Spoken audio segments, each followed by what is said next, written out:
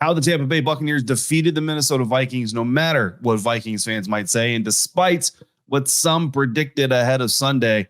That and more coming up on today's episode of Locked On Bucs. You are Locked On Buccaneers, your daily Tampa Bay Buccaneers podcast, part of the Locked On Podcast Network, your team every day.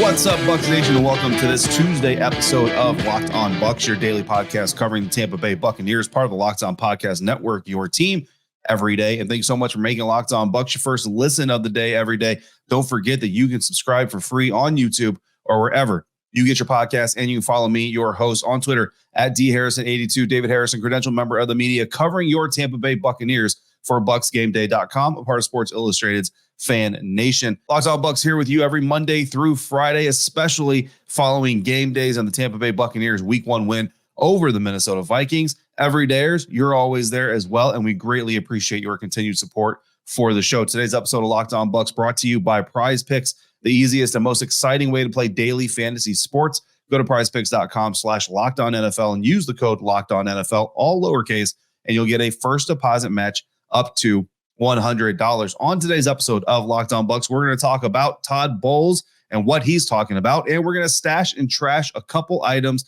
that we think are important, that we want to see moving forward, and that we want to see left behind in Minnesota. But first, did the Tampa Bay Buccaneers actually beat the Minnesota Vikings? And I'm not talking about some crazy multi-dimensional, was it a dream? And in reality, if you look at the NFL standings right now on Google, the Bucs are actually 0-1. No, I'm talking about what mostly Vikings fans are talking about, and that is that the Minnesota Vikings lost the Week 1 matchup more than the Tampa Bay Buccaneers won it. And this is a conversation, this is a narrative that gets spun up all the time when a favored team loses a game to an underdog. Where are they drawing the stats from, right? Where are they drawing their evidence to support their claim that the Minnesota Vikings lost the game more than the Tampa Bay Buccaneers won the game? Well, they're drawing it from the same place that Buffalo Bills fans are drawing the same argument on Tuesday morning following a Monday Night Football debacle where the Buffalo Bills, led by Josh Allen,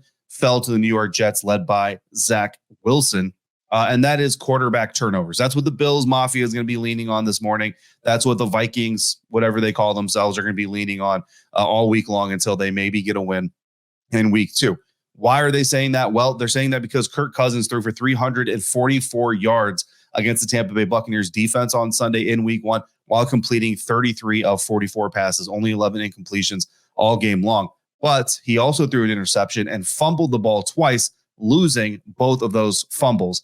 Now, Kirk Cousins, interestingly enough, is a FedEx Ground and Air Player of the Week candidate, despite losing at home in Week 1 to a team that you were favored to beat. I don't know how you can be Player of the Week in those circumstances, but I'm not FedEx. I'm not the National Football League. I'll leave that to them. So basically what Vikings fans are saying is, look at all the yards he threw for. If he doesn't give the ball away 3 times, then the Vikings win that game. And the argument of, if you don't turn the ball over, you might win a game, as old as football. No duh. But that does not mean that the game was given away, as Vikings fans would like to say. So let's not pretend here, Minnesota folks who are not Buccaneers fans. Shout out to Yusef, who is a Buccaneers fan, who's in Minnesota. Yusef, the voicemail line, we appreciate your call, but the voicemail line no longer active on the show because the transfer process is a huge nightmare. So we, unfortunately for that, but we do appreciate your call anyway. We love hearing from you. So we're glad you enjoyed the game. But the idea that the Buccaneers were gifted these turnovers is just incredibly false. And not just from this is a Buccaneers show, so we want to tell Buccaneers fans good stuff. Like, factually, the Buccaneers were not gifted anything in this game. The closest you could come would be the first fumble by Kirk Cousins, because you could say that, well, the Buccaneers didn't cause that fumble. A Vikings lineman knocked the ball out of the Vikings quarterback's hands. Therefore, they gifted them the ball. Okay, well, let's dive into that a little bit, shall we? That would be the end of the conversation. Vikings lineman knocked the ball out of Vikings quarterback's hand. Buccaneers fell on the ball. It's a gift. If you could say that, if the fact that these NFL teams prepare for things like this, literally the Minnesota Vikings offensive line trains for If there is a fumble at the snap, what do? The running backs train for it. The tight ends train for it. The quarterbacks train for it.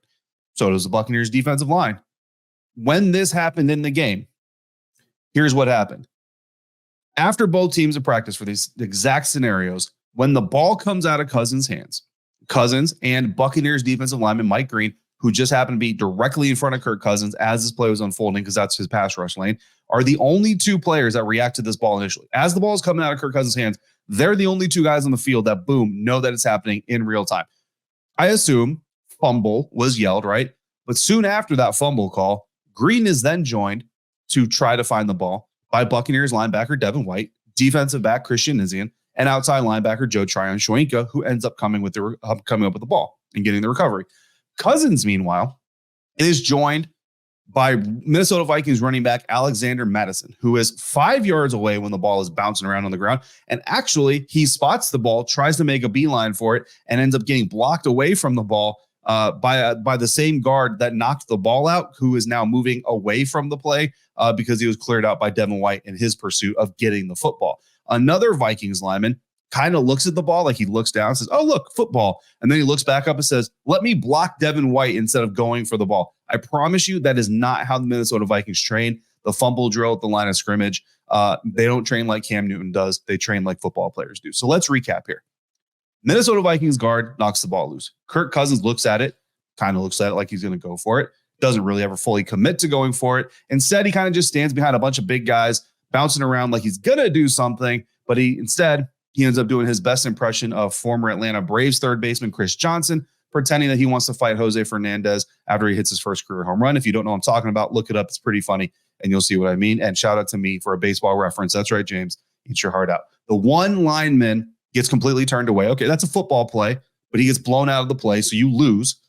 While another kind of does something productive, but kind of doesn't really. Meanwhile, 3 Buccaneers converge on the ball, right? The football, with a 4th coming in, Christian Nizian, looking for smoke. And in the end, a fumble that happened at the line of scrimmage, at the snap exchange, ends up in a dog pile of one Buccaneer player, Joe Tryon-Shoyinka. That is it. When the ball is on the ground, one player ends up on the ground. Now, after Joe lands on the ball, a Vikings player does push another Buccaneer on top of him. So if you want to get technical about it, the dog pile is 2 Buccaneers. That's not how you train that, guys. So Vikings fans, I know what you want to say, but the bottom line is your players did not execute that scenario properly from snap to finish, and you lost. You got beat by the team that executed better, 1,000 times better, in my opinion. You be the judge. That's all right. But we got 2 more turnovers to talk about next. Another fumble on the Vikings' very next drive, and I love this play. 3rd and 6 on the Vikings 30-yard line in a 0-0 game. 3rd and 6 means the NFL quarterbacks expect pressure, and you got to get it out on time, get it out early, or throw the ball away if you're not a runner. And Kirk Cousins is not a runner. Live to punt, come back on the next series. That is the objective on any 3rd and 8 play. Here, the Buccaneers present a 5-man front, 3 down defensive linemen across from the right side of the Vikings offensive line, 2 standing on the line of scrimmage, Shaquille Barrett and Levante David on the left side of the Vikings offensive line. At the snap, Devin White and Antoine Winfield crash down on blitzes to the right side of the Vikings offensive line. So now you got 3 offensive linemen on 5 rushing defenders, and Shaq Barrett drops off from his line of scrimmage alignment and drifts back behind the blitz, anticipating a hot to that side of the formation. Minnesota's running back picks up Devin White, leaving Antoine Winfield Jr. free and clear, while Cousins' first read is covered by Christian Nizian. Cousins holds the ball, hoping that his receiver is going to come clear, instead of moving on to his next read, throwing the ball, or getting rid of it. And the same side of the field that Jordan Addison is actually coming free on a curl route at the sticks. That's his second read. Kirk doesn't even get to the second read. Kirk wants more time. Tampa Bay didn't give it to him. That's called being beat, Vikings fans. Finally, the interception. Come on, bro. KJ Osborne is a 4th-year NFL wide receiver, and he got sunned by an undrafted rookie cornerback after making the catch. Todd Bowles even said in his post-game press conference, his day after press conference, KJ Osborne caught the ball. Christian Nizian stuck an arm in there and said, "Give it to me." To me, that's a fumble. That should be a fumble on KJ Osborne, not an interception on Cousins. Although I'm sure that Christian Nizian happy to have the interception in his stat box over the fumble, but I'm sure he'll also take both. But bottom line is, In all three of those instances, whether it's through better execution, through better anticipation of what your opponent was going to try to do, or how you, and again, how you don't see a Todd Bowles blitz coming on 3rd and 8, Kirk Cousins, I will never understand. Or if it's just the Buccaneers undrafted rookies bullying your Vikings veterans to give up the rock, the Buccaneers beat the Vikings. So if anybody out there in your water cooler, in your office, in your fantasy football group, in your DMs is telling you that the Vikings defeated themselves, feed them everything that I just gave you and tell them to swallow that whole, because that is how that game went down. We're going to stash those wins all year long, just like we'll stash some other features of the defense and how impressed I was by Devin White in his first regular season action. That's coming up next on today's episode of Locked On Bucs, part of the Locked On Podcast Network, your team every day. Today's episode of Locked On Bucs brought to you by FanDuel, America's #1 sportsbook. As we get into the NFL season, make sure you get into FanDuel and everything that's happening over there. The Tampa Bay Buccaneers are opening this week as 3-point home favorites over the Chicago Bears. And given that home teams traditionally get a 3-point head start, Vegas is really telling you they don't know who's going to win this game, despite the two teams' vastly different performances in week one. Right now, new customers, you can bet $5 and get $200 in bonus bets guaranteed. Plus, every customer, new or old, who bet $5 will get $100 off of NFL Sunday Ticket from YouTube and YouTube TV. I took advantage of that deal. I hope you do too. Now is the best time to join FanDuel. The app is easy to use, and you can bet on everything from spreads to player props and more. So visit FanDuel.com/lockedon and kick off the NFL season with an offer that you won't want to miss. FanDuel, official partner of the National Football League.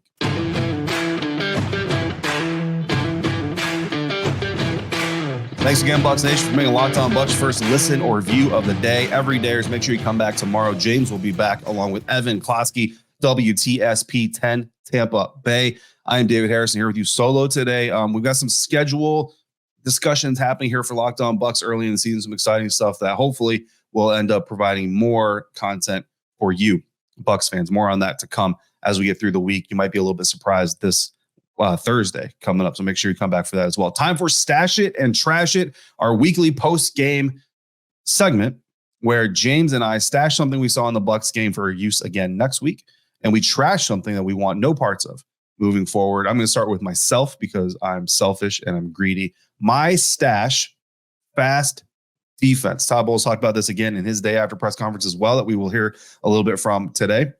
But name a guy: Antoine Winfield Jr., Devin White, Christian Izien, Zion McCollum, who I know is special teams, but he's a defender, so I'm going to throw him in there. Levante. I mean, everybody, right? Everybody on the defense was playing fast.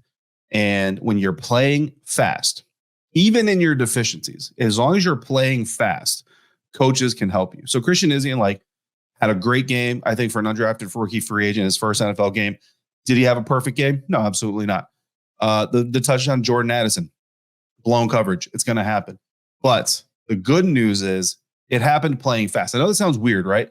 But if you're doing your best, if you're going 100%, then as a coach, I can work with you. I can tweak you left and right.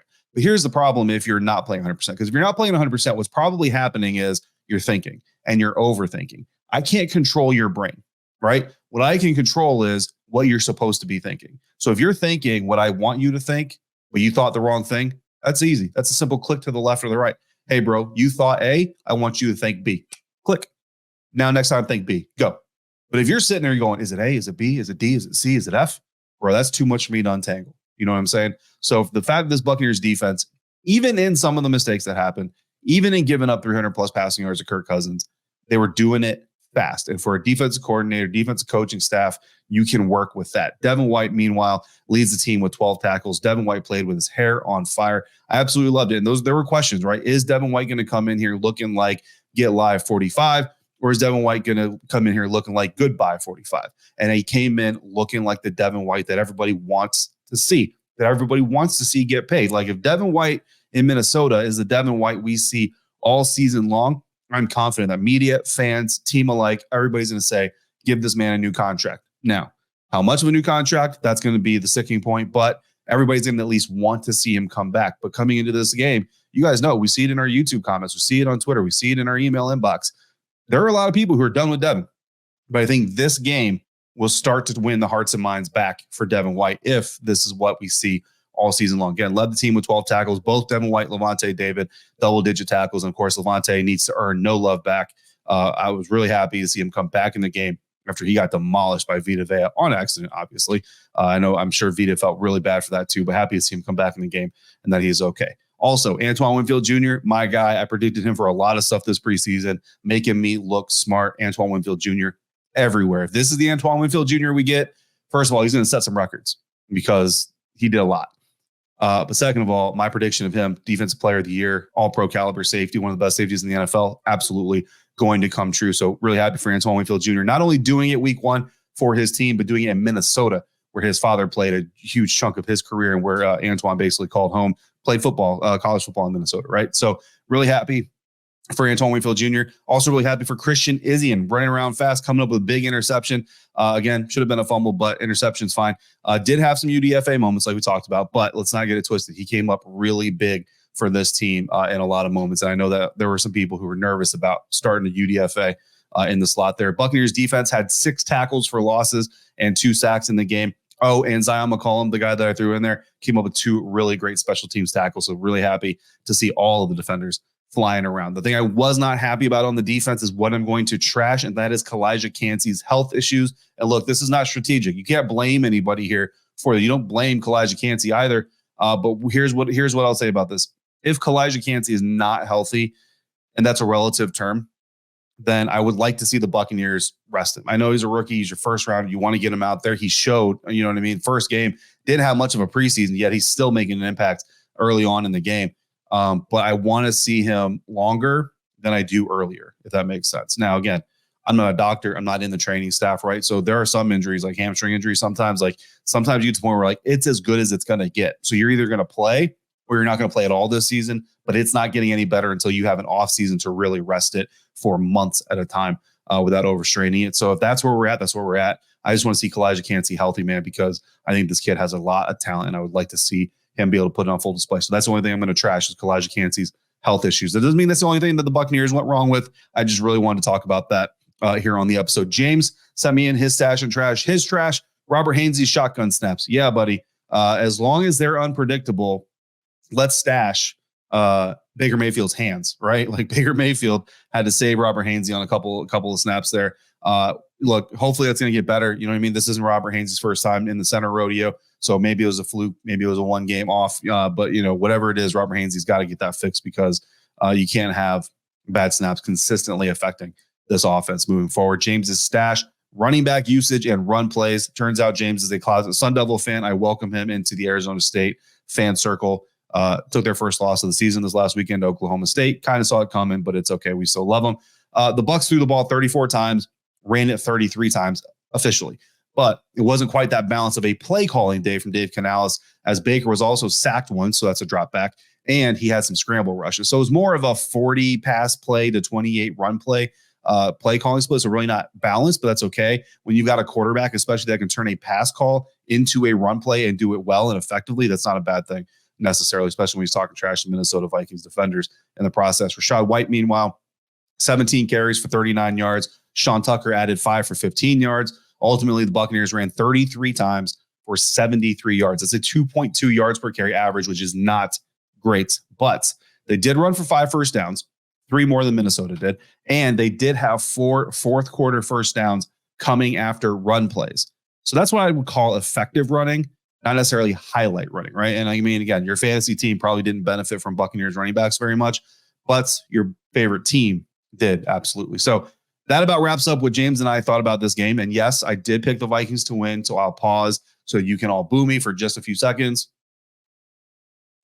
All right, now let's hear what Todd Bowles thinks of his team's performance in our newest segment that I literally created on my own just before I recorded this episode without James's knowledge or agreement to, talking about Todd. That's coming up next on today's episode of Locked On Bucs. Today's episode of Locked On Bucs brought to you by Prize Picks, the largest independently owned daily fantasy sports platform in North America. They are the easiest and most exciting way to play DFS, daily fantasy sports, because it's just you against the numbers. Instead of battling thousands of other players, including pros and sharks, you pick more than or less than on 2 to 6 player stat projections and watch the winnings roll in. Prize Picks is really that simple to play, and I can make my picks and submit my entry in less than 60 seconds. This week on Prize Picks, I'm taking Giants running back Saquon Barkley for more than 60 yards of offense, and I'm taking Patrick Mahomes, Kansas City Chiefs quarterback, for more than 2 passing touchdowns. There's no way the same thing happens to him that happened in week 1. Prize Picks offers weekly promotions that can lead to big payouts like Taco Tuesday. Every Tuesday, Prize Picks discounts select player projections up to 25% to provide even more value. Prize Picks now offers Apple Pay as well for quick and easy deposits into your account this football season. So go to prizepicks.com/LockedOnNFL and use the promo code LockedOnNFL for a first deposit match up to $100. Again, it's prizepicks.com/LockedOnNFL and the promo code LockedOnNFL in all lowercase. Prize Picks, daily fantasy sports made easy.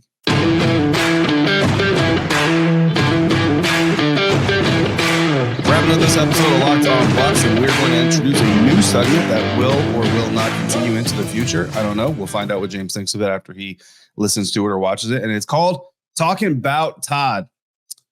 Basically, here's the deal. Todd Bowles talks to the media after every game. He talks to the media every Monday following the game, and he talks about stuff. So we're going to talk about stuff that Todd is talking about. First of all, we're going to talk about his decision to throw at the end of the game to get the final first down that ultimately led to the Buccaneers' first win of the season. Todd, the decision to close that at the end, completion to Godwin, the decision to throw for it on third down instead of just trying to run a little bit more off the clock, is that just confidence in Dave Canales and the players on the field to just kind of stay aggressive and get that knockout? Yeah, if you want to beat a team like that in their place going up the first game of the year, you can't play it conservative. We wanted to go for the win. We knew that going in. Dave made a great call. Chris is very reliable. He made a great catch. And Baker was playing a good ball game in the second half. All right, once again, that was Todd Bowles talking about their decision, Dave Canales' decision to throw the ball towards the end of the game there to get the final first down needed to run the clock out on the Minnesota Vikings. And I just got to throw a lot of praise out there to Todd Bowles, to Dave Canales. And I'm not saying that every, third down play towards the end of the game, you need a first down to close out should be a pass play. But what I'm saying is the inspiration to do that based on winning the football game, right? You coach to win, don't coach not to lose. I hate when we see teams coach not to lose. And that's, going conservative is different than coaching not to lose. There's a line there.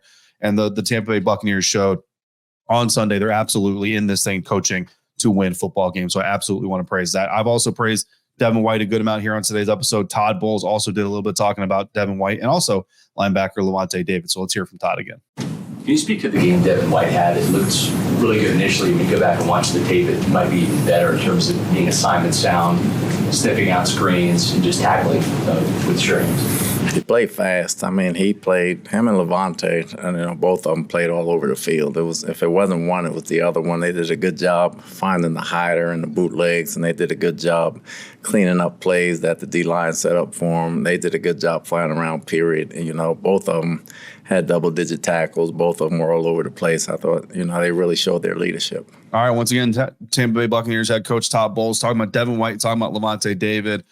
Their fast play, cleaning up plays, double-digit tackles for both guys. Really, just reiterating what Todd Bowles said, they really showed their leadership on the field out there and definitely brought a lot of energy to an upset win for the Tampa Bay Buccaneers. Finally, a unit that we have been talking a lot about this offseason, the offensive line. Todd Bowles asked about their week 1 performance on Monday. So here it is. For the offensive line, there was 1 sack allowed, only 1 or 2 penalties. What were your thoughts on their play in terms of their pass protection? I thought they played tough. I thought they did a heck of a job considering all the looks they got. They were sending a lot of pressure all the time. They were almost blitzing every other play, if not every play almost. At least it looked that way. And I thought those guys stood in there. Obviously, technique can get a little better from the first game, but I thought they stood in there tough. All right, once again, Buccaneers head coach Todd Bowles on Monday speaking to media. Offensive line, I think they played a lot better than I think a lot of us expected. Cody Mauch coming out healthy, aggressive, outside of the Robert Hainsey shotgun snaps. Not perfect again by any means, certainly a lot to continue to build on, but I think a solid performance for a week 1 offensive line that we've had a lot of questions about. And as long as they continue to get better, should turn into a fairly solid unit. Shout out to left tackle Tristan Wirfs, man. He is him, as the kids like to say these days. Truly one of the best in the league. The Buccaneers super fortunate to get him in the middle of the first round. Imagine that. How many teams are out there kicking themselves because they let Tristan Wirfs make it to the middle of the first round.